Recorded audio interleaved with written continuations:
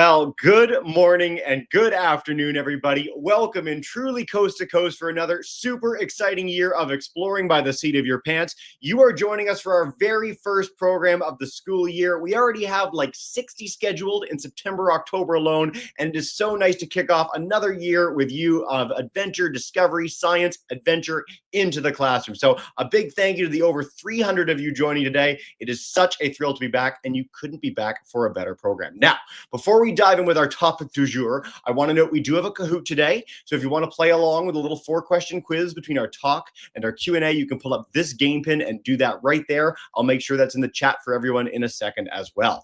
I also want to note a huge thank you to our amazing friends at the Vermont Institute of Natural Science. So VINS has been one of our biggest partners for years now. We have done over 25 broadcasts with them, all of which are on our YouTube channel. So if you want to learn about their amazing work to rescue, rehabilitate, re-release injured wildlife, have animal ambassadors to blow your minds, I really can't encourage you enough to check out their website and more. There's so much to discover. And of course, if you are joining us for the first time and want to check out all the other programs, head to our website, head to us on social media. There's so much on the go. It's going to be our wildest year ever.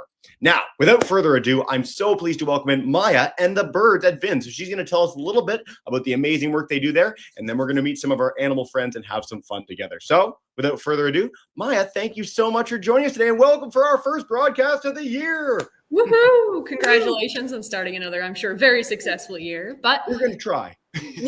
Absolutely. So again, my name's Maya. I have the amazing job of working here at VINS, or the Vermont Institute of Natural Science. And my amazing job is that I get to tell all of you guys about some of the amazing animals that we share our home here on Earth with, in the hopes that the more you kind of know and learn about these animals all around us, maybe the more likely you are to care about them in this home that you share with them. So that's what I do here at VINS, way over in Vermont, from wherever all of you, the rest of you, are today. But a big part of what we do, and the animals that I tend to talk the most about, are, of course, birds. It's right in our logo. That little broadwing hawk there in our logo is also representative of most of the birds that I kind of specialize in working with. And these birds are called raptors, or birds of prey, because most of us, when you say the word raptor, we think of course, their dinosaur ancestors. Sorry. New Velociraptor skull on the wall. Yes. Yes, exactly. And so that was, 65 or so million years ago, but not all of the dinosaurs went extinct, of course. Some of them survived and evolved into what we now know and love as our modern day birds. But this particular group of them, these birds of prey, they include things like eagles and hawks and falcons and owls. And depending on which scientist you ask, they also include vultures as well. And that's because these birds share some things in common. And so we're going to meet a couple different birds of prey today and talk about what makes them different than some of our other kinds of birds. And so we're going to talk about where they live, what kind of adaptations or tools that they use to survive in the wild, and how they are adapted for those different landscapes and different things that they might like to eat. So I'm going to go get our first guest because she is the perfect example of the raptor basics. Very cool. Thanks, Maya. Can't wait to meet her in a second. I want to note, too, for all our classes, I don't know if you've ever seen a raptor or know if you've seen a raptor, but look for big birds often waiting on poles or flying up high. I've seen a few hawks. We're going to meet some creatures that I saw growing up as a boy in Toronto, but they're some of my very favorite animals on planet Earth. Even if I like the dinosaur ones, too, live raptors are pretty special animals, and you're going to see why and learn about some of their very cool adaptations in a second. Remember some of those adaptations, too. They might feature in our Kahoot in just a little bit, and I will bring up that game pin again for everyone so you can play along in just a minute.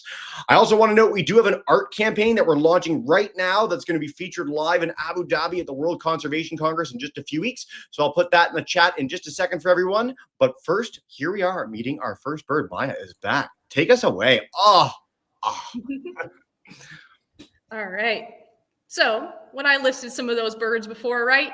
This is maybe something of what you had in mind when I said raptor or bird of prey, right? I listed hawks, eagles, falcons, vultures, owls, right? It kind of inspires in the imagination relatively large birds and ones who have very distinctive characteristics that allow them to be successful predators in their environment.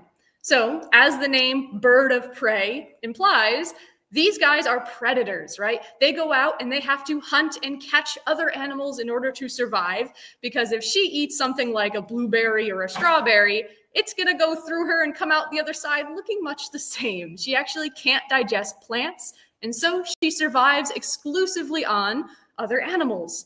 So she has to have the tools of a hunter. But first, who are we looking at?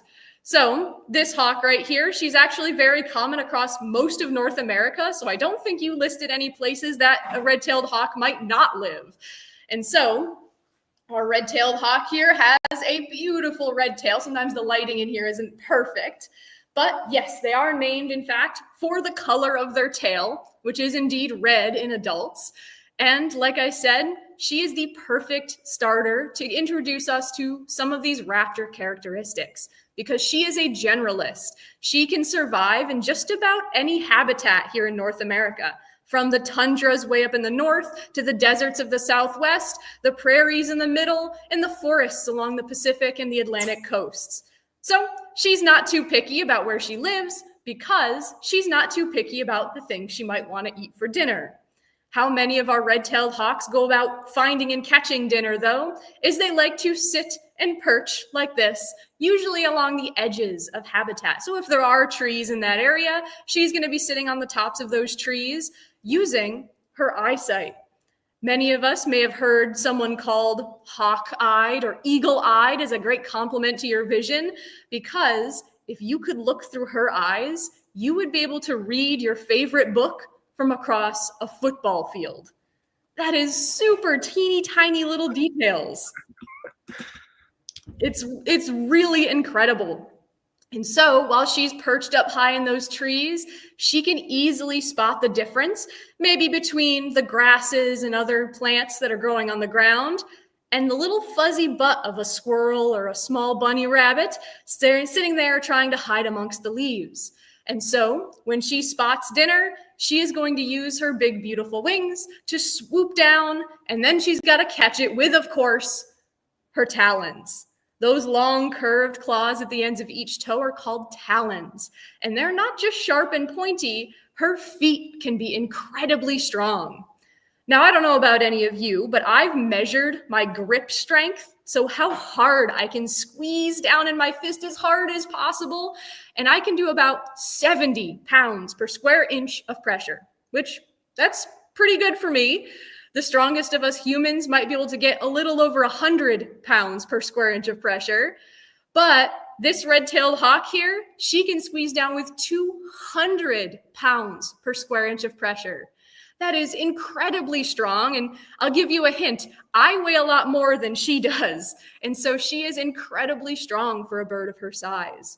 And that's what allows her to catch her dinner. She uses those strong feet and talons to catch things like small mice and rodents, squirrels. She might even eat other things like reptiles, like snakes. They're kind of like spaghetti for them. But even other things like amphibians, maybe a small fish or two, though she's not quite as avid a fisherman as some of our ospreys and eagles. But yeah, she'll catch just about anything she can with those feet of hers. But when she catches something, maybe she catches a nice big gray squirrel or a nice small little cottontail bunny rabbit, she can't really just swallow it whole, right? Her beak is pretty good size, but it's not quite that large. And she also doesn't have teeth like we do, or like her velociraptor ancestors did. Because she needs to be lightweight enough to fly, she lost all those bony teeth. And so instead of chewing her dinner, she has her beak that allows her to tear up that prey into bite-sized pieces. And so you'll see she has that lovely downward curved point at the end of her beak that she uses to tear her prey into smaller bits so that she can actually eat that larger prey, or maybe even tear it up into small little pieces for her chicks that she's raising in her nest. But those are the basics of our raptors. They have really good eyesight, they have strong grasping talons, and they have that lovely curved beak. And those all allow them to find, catch, and eat their prey. And so our red-tailed hawk here, her name is Bloomfield, and she's done an amazing job introducing all of you to some of these raptor basics. And a little bit about Bloomfield. She's from Bloomfield, Vermont. We name all of our animals here at VINS where they came to us from. And she came to us because she was just a young bird. She didn't even have a red tail yet. They don't get that till they're about 2 years old. And so she found herself hunting near a road, which is a pretty common place, unfortunately, to see red-tailed hawks because it's a big flat black rock and there's usually a bunch of rodents near it. Usually there's a lot of trash and other things that accumulate next to roads that attract those rodents and then attract their predators. But unfortunately, her hawk parents didn't teach her to look both ways before crossing the road, and so she unfortunately encountered a car as well.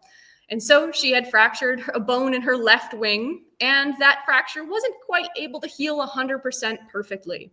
And so after she was brought to us, our bird hospital here at VINS, that injury wasn't able to heal, and she couldn't quite extend that wing to the same extent she would need to just fly and soar out in the wild. So she became an ambassador here with us, and she's actually turning 29 years old this year. Good for her. How exciting is that? What an amazing first bird. So the red-tailed hawk was like my first bird of prey that I ever remember seeing. We had them at the end of my street all the time, but it's quite magnificent seeing one up close. So thank you for introducing us to Bloomfield. Very cool, Maya. Yeah. Do we want to put her away and take on a second animal ambassador, and we'll do questions about all three at the end? I think that sounds good. Sure. Perfect. Well, we'll say goodbye to Bloomfield, everybody. Yeah. Goodbye. And we'll meet our second friend in just a second. By the way, I want to note, not only did we get the chance to meet an incredible bird, but that is the first and only instance of Little Fuzzy Butt being used as a reference in an entire Exploring by the Seat of Your Pants broadcast. So thank you, Maya, for that in my day. We don't get that all the time, and I love it. If you want to check out all the raptors, all the amazing animal ambassadors at VINS, I can't encourage you to check out their website, their social media enough. They do such tremendous work to rescue and rehabilitate birds like Bloomfield. And again, when they can't be released back into the wild, they serve as amazing animal ambassadors for us here at Exploring by the Seat of Your Pants and live in Vermont. A few of you have been asking about the Kahoot as well. So again, between the talk and Q&A, we're going to do 4 questions. There were some things mentioned in that speech on Bloomfield that will feature in the Kahoot. So I hope you are all paying attention. And for those keen on the art contest as well, it is up there. I have shared it in the chat. And if anyone's keen, you can email us at exploringbytheseatofyourpants to find more in just a second. So we're going to meet a second animal ambassador in just a second. And I just want to note too, we've got like 30 other broadcasts coming in the next few weeks. So if you want to hear about the physics of baseball or deep sea diving or all sorts of really cool stuff, exploration from the North Pole next week, there's lots on the go to discover on our YouTube channel. It looks like Maya's back with our second bird nest. So we're going to turn it back to her. Who have we got there? A little cutie. Yeah. So we met a red-tailed hawk, a really impressive large raptor, fairly common across most of North America.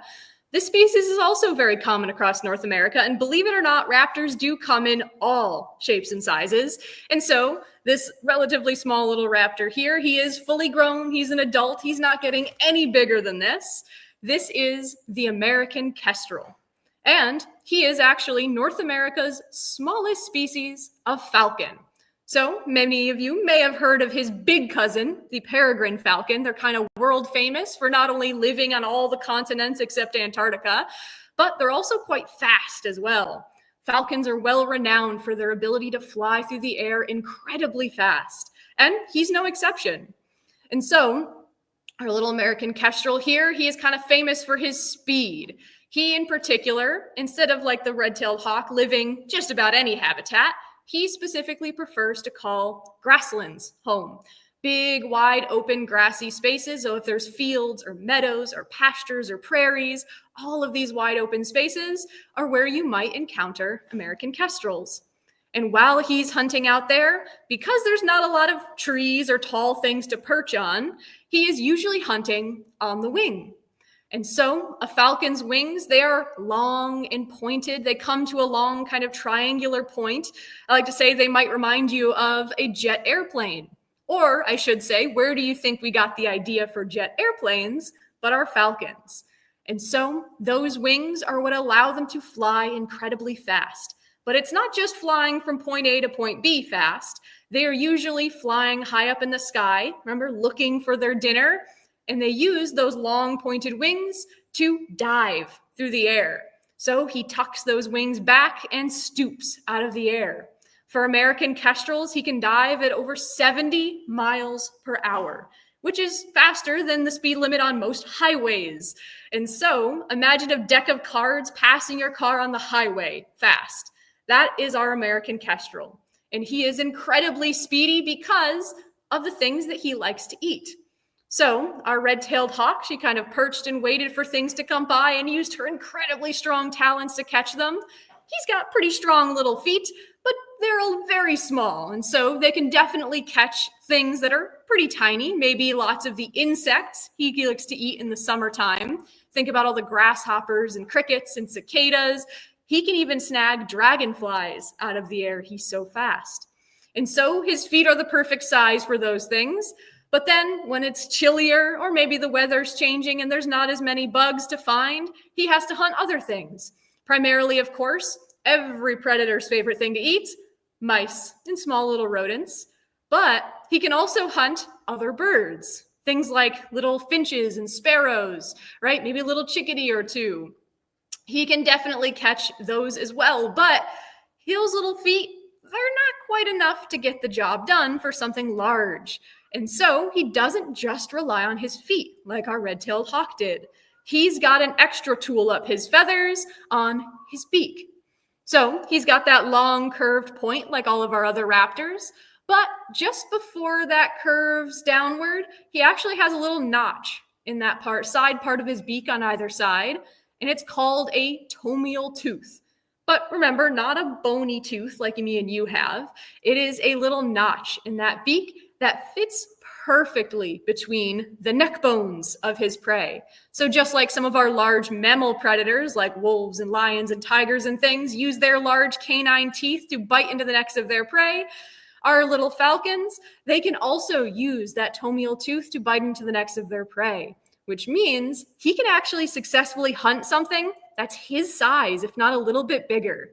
And that might include something like an American robin or a mourning dove.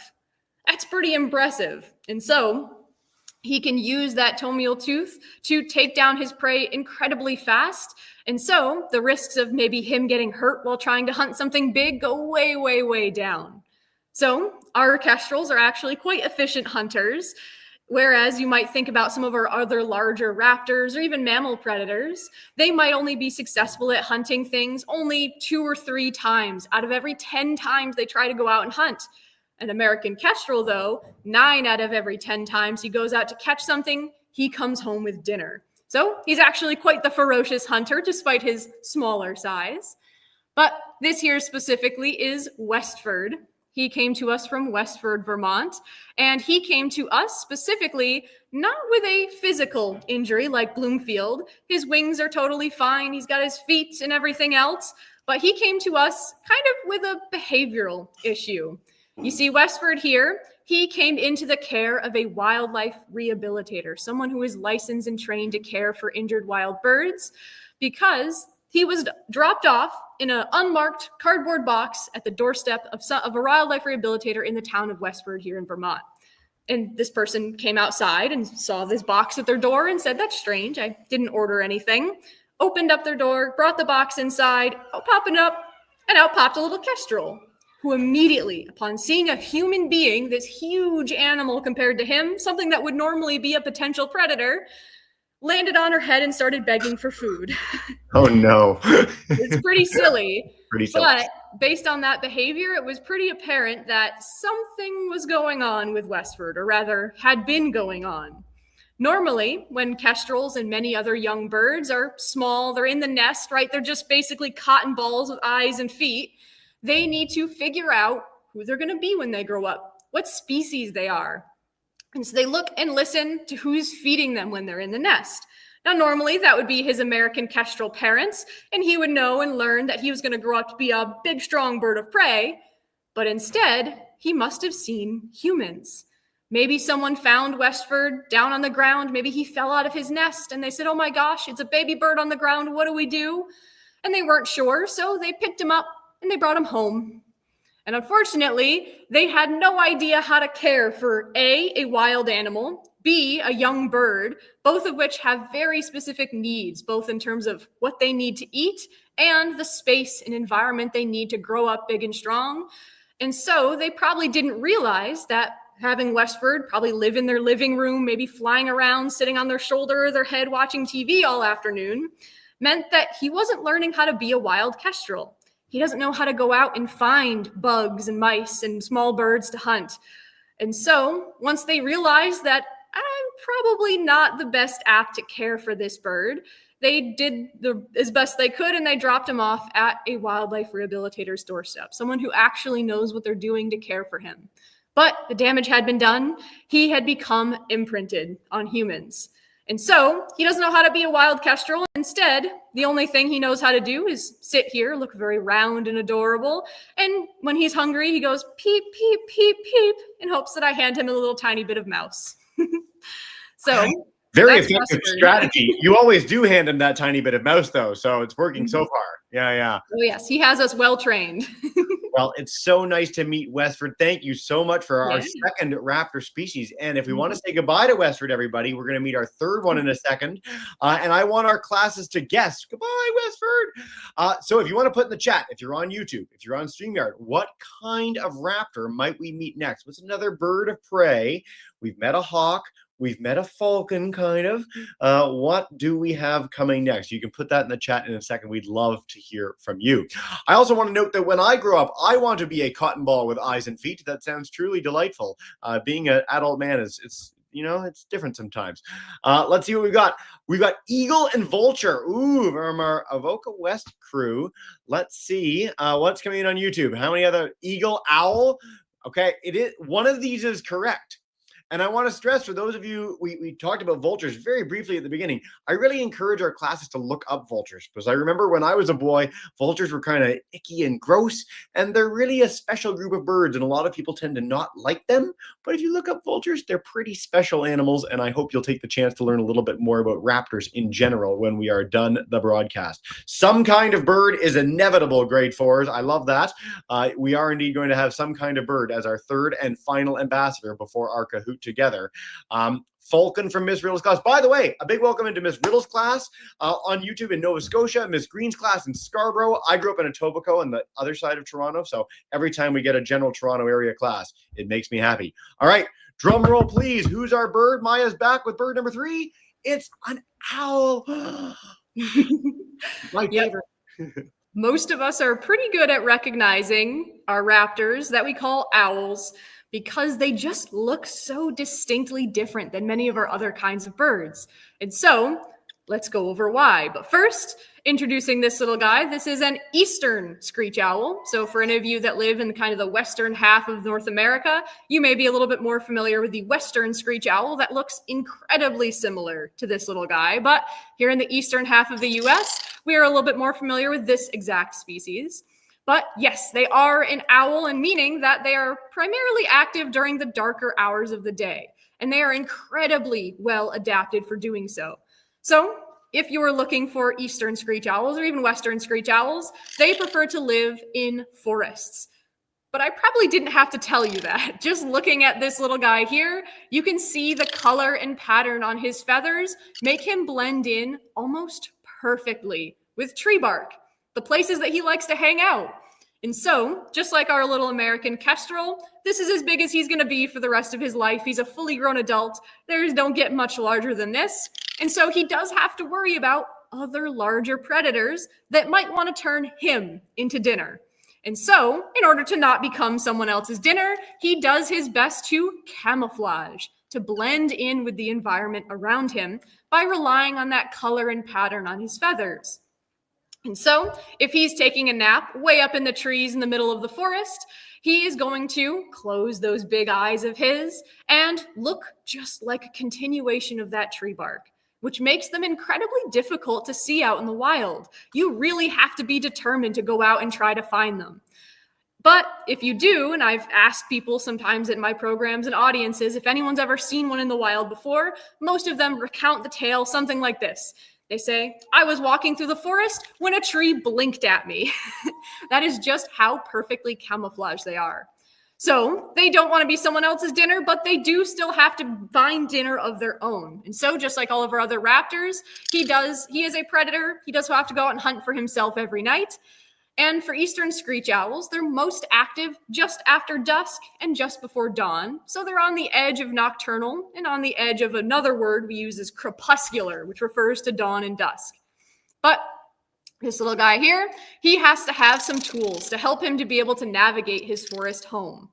So first is something that you probably immediately notice about our owls is that they have ginormous eyes, huge eyes.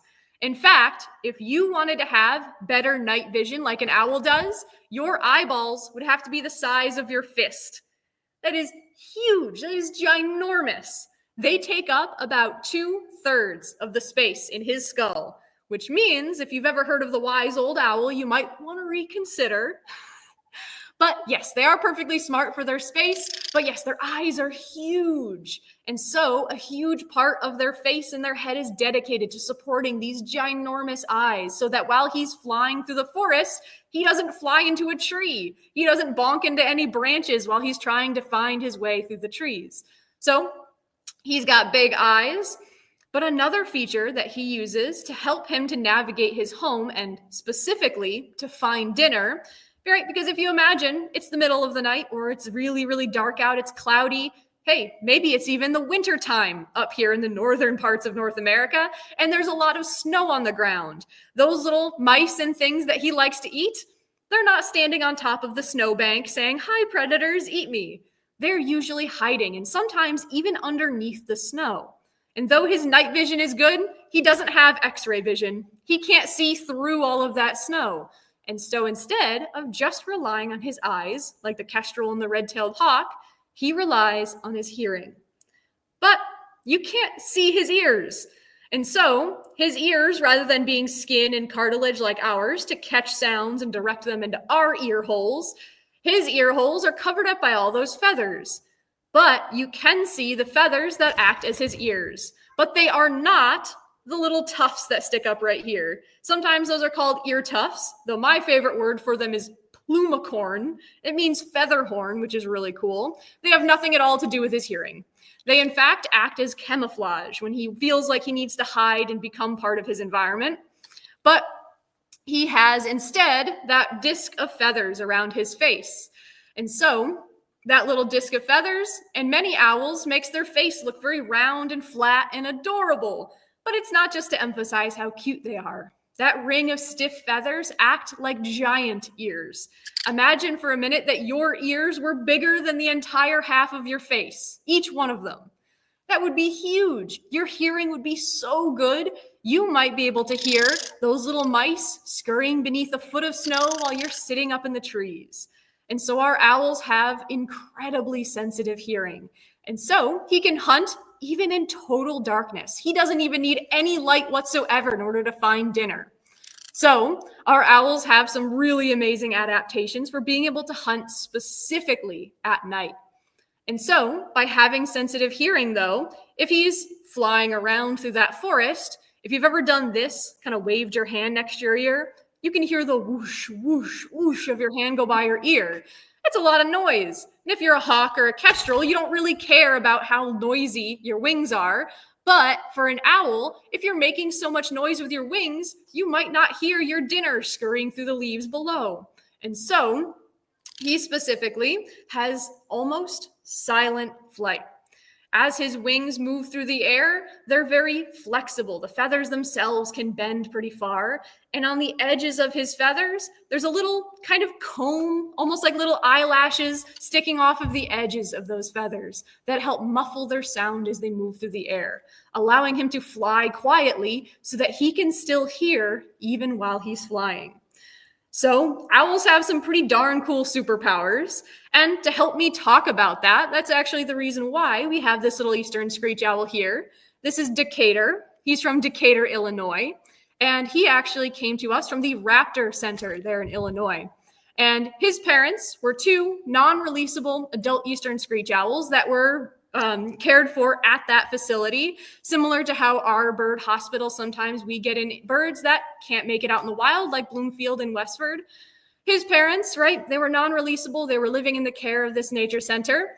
And this nature center was interested in being able to help conserve this species. And so they had those two adults lay a beautiful little clutch of eggs and rear their young to be a bit more comfortable around humans. Because, like I said, many of us have probably never seen this species before.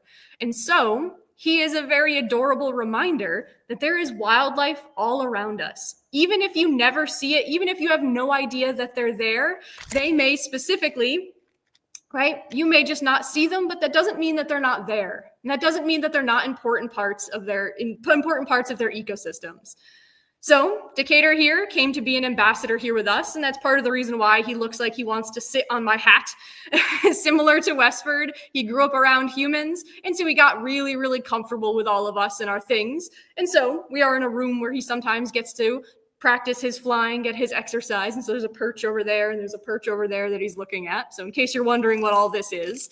But yes, he is an ambassador for his species because many owls, if they're raised out in the wild by their parents, right, they learn that humans are big and scary.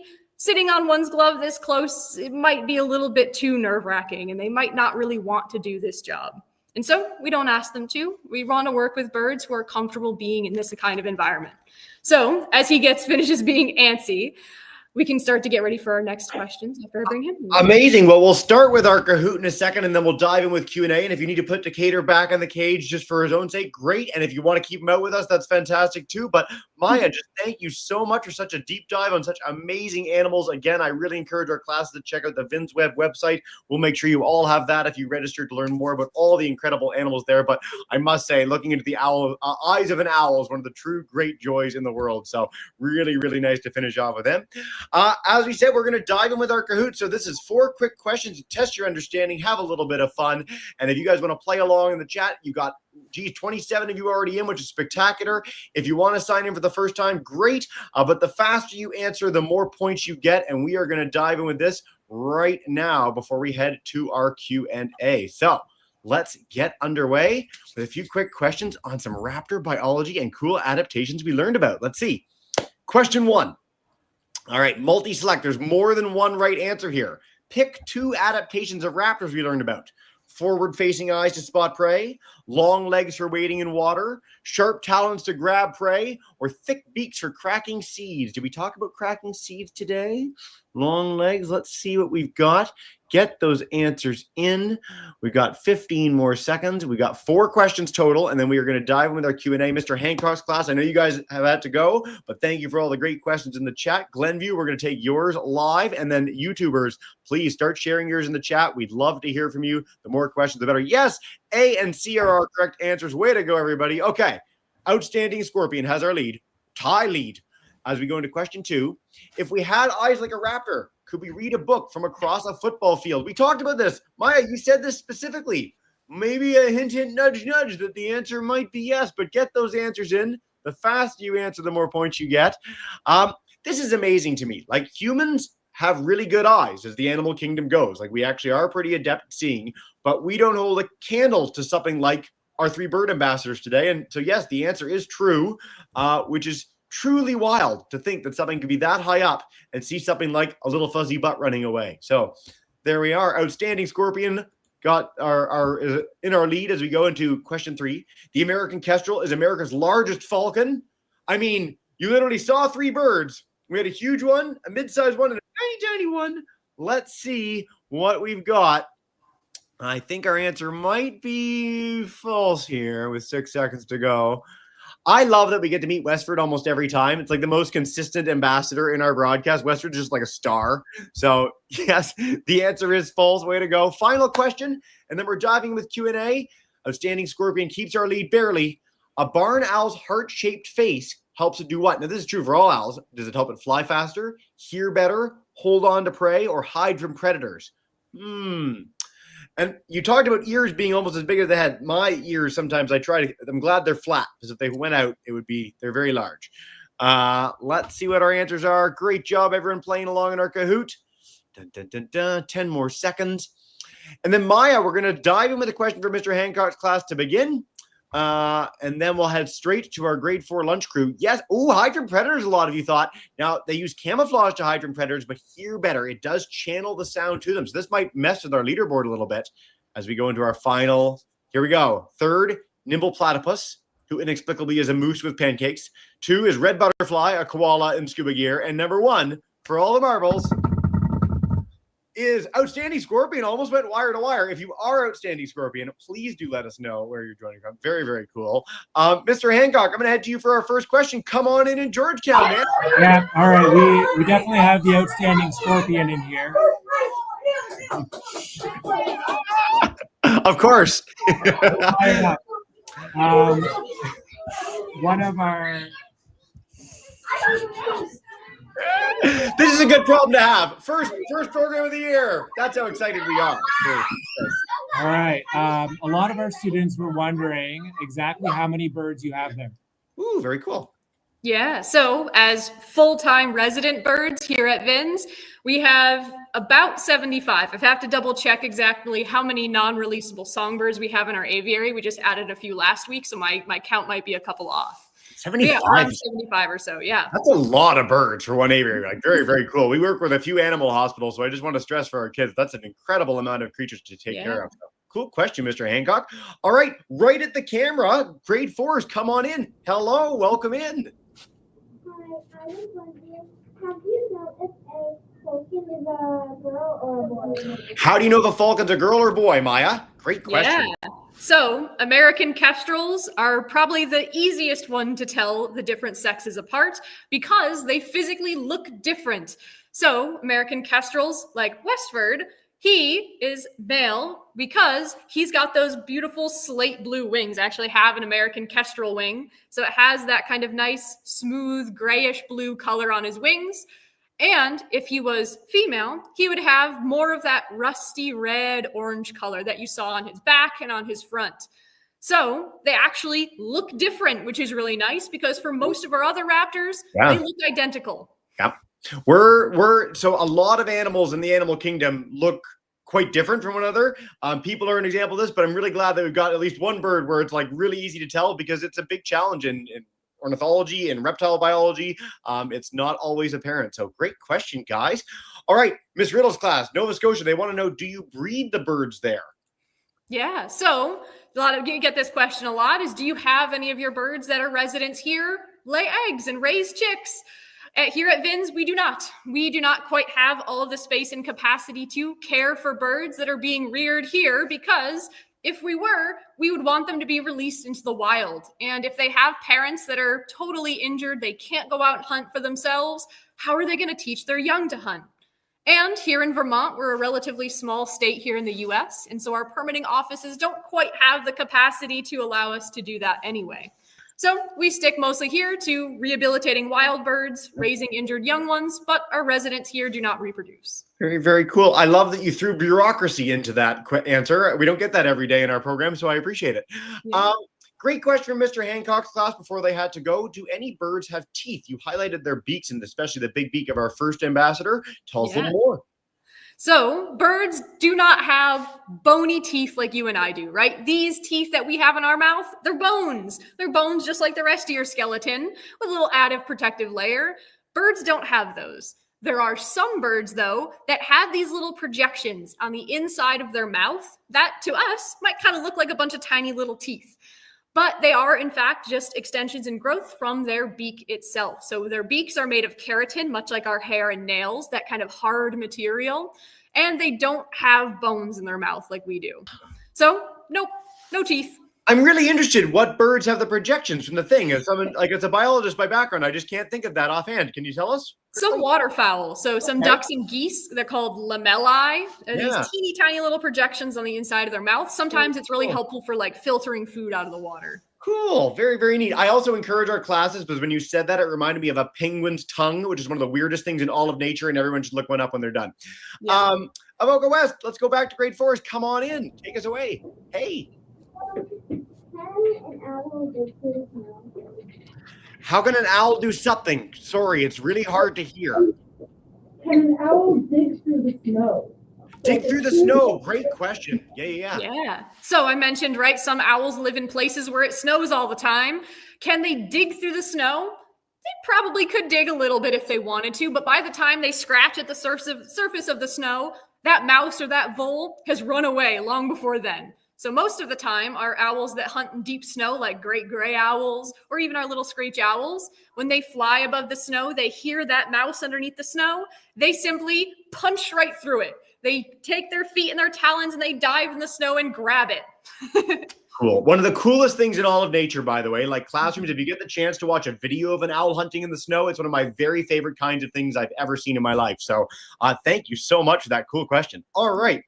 Mrs. Fisher's class, they want to know, how do you end up being you, Maya? Like, how do you get this?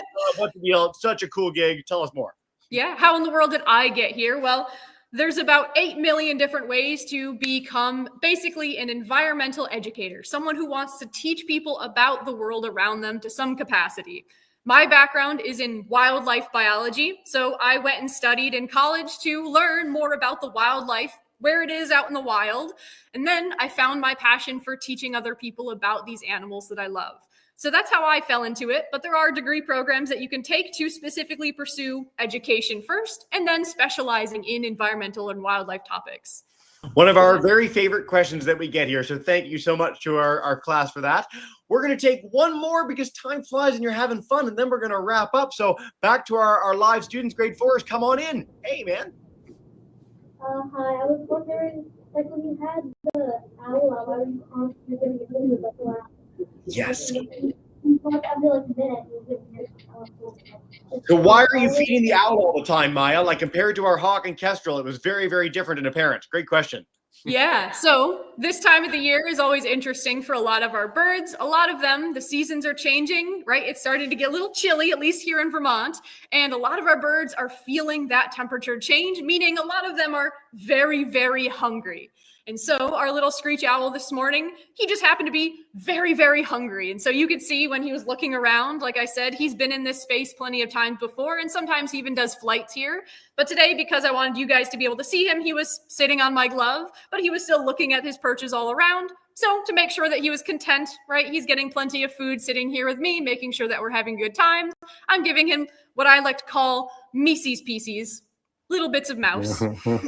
Very nice. Thank you. You have a very colorful turn of phrase to this entire broadcast, and I very much appreciate it for her first one of the year.